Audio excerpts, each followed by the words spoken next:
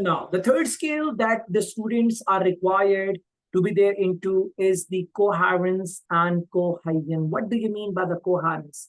Coherence means building a logical sequence in your argument. For an example, if you're writing an essay, you must first introduce something, then you should explain something, and then you should conclude that. So what we will introduce, we will explain, and then we will. It is known as coherence. If our answer will be in the logical sequence, that will make the sense that what examiner wants us to produce. So coherence means building a logical sense in your writing or in your speaking, I mean in your expression, to show that you are known to mount the things in a proper manner. Number two is known as cohesion. The cohesion means, or the cohesion means the cohesiveness. What do you mean by the cohesiveness? In fact, examiner by this cohesion or cohesiveness wants us that we should attach facts and figures with our arguments. For example, if I say that Regina, when you will travel to Dubai, go by Emirates, what you're going to ask me? You'll be definitely asking me why. Regina, go to Dubai by Emirates International Airline, you would be asking me why. But if I will say, go to Dubai by Emirates because Emirates has a very good safety record, that means that I have not left anything far by. So I have completed what all I was to say, means my argument is complete. So cohesiveness or the cohesion means that the candidate should attach the facts and the figures and the examples with their arguments, what they are writing, what they are speaking, so that they could be able to completely express and make things understandable to the examiner or to the reader or to the person to whom he is communicating. Okay. So now coherence, logical sequence, cohesion, attaching facts and figures with your arguments. Number four, the fourth skill is known as the task response. Task response means answering only in the way you are asked to. For example, if the examiner asks you about write advantages and disadvantages about the early age use of computers, that means he is asking us the computer advantages in kids. We should be writing something related to kids only. If we are going to write that the first advantage of using computer in early age is hunting the jobs, so that is totally ridiculous. If we say that ease of using the social media, that is totally ridiculous.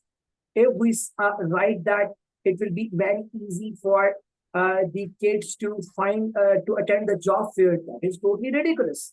If we talk about ease of joining the digital library, that is totally ridiculous. So we should answer only on the specific ground examiner has made. If he has asked us to write something about the rented house, we should not talk about the own house. If he's asking something about own house, we should not talk about the rented house. If he is asking about the childhood, we should not talk about the adult. If he is asking about the social security, we should not talk about the social relationships. It is what known as the task response. Number five, the fifth skill students are required to build in themselves is the pronunciation. What do you mean by the pronunciation? Phonics, the sound of the words. We should speak up and speak out the words in its logical voice that has been given in the English language, in the English dictionaries, or that we can even check the Google for that. So now, if we are not going to speak out in the proper pronunciation and the voice of the word, examiner is not going us to give them, is not going to give us the mark. For example, there is a word Q. Some people say it kyau. There is a word yes, but some French people say it yes. So yes is the word, yes is the word. If we talk about yes, that is known as a mispronunciation. So pronunciation skill is another skill that is required by the examinees to take good band in the exam. Finally, fluency. Fluency means speaking out in English language in a consistent manner. What do you mean by a consistent manner? We are not wrangling. We are not taking big, long pauses. I'm not saying do not take the short pauses, but I'm saying taking long pauses means that we are not having enough vocabulary here in our mind. If we are not having enough vocabulary here in our mind, what will happen? We will keep speaking for a moment and then we will take break for 2 moments. Then we will speak for a moment and then we will take break for 2 moments. Then I will speak for a moment and I will take break for 2 moments. So if I will be taking long breaks, long pauses, that reflect that I'm not fluent, I'm not consistent in speaking the English language. So now one thing is quite important to be understood. These all skills that I have written in front of you are the skills which are not required in every exam of IELTS.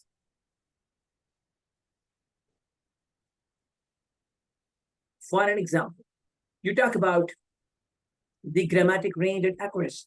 It is required for the writing and speaking exam.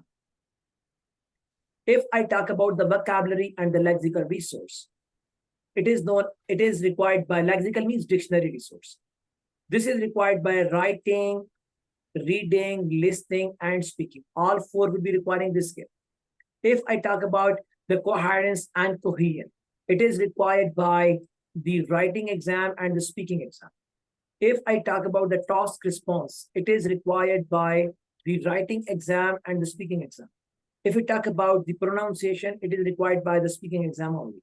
If we talk about the fluency, it is required by the speaking exam only. But overall, these all 6 skills are the base skills which are required by one examinee to take very good band in his or her IELTS attempt. And if these skills will be stronger, the band will be hard.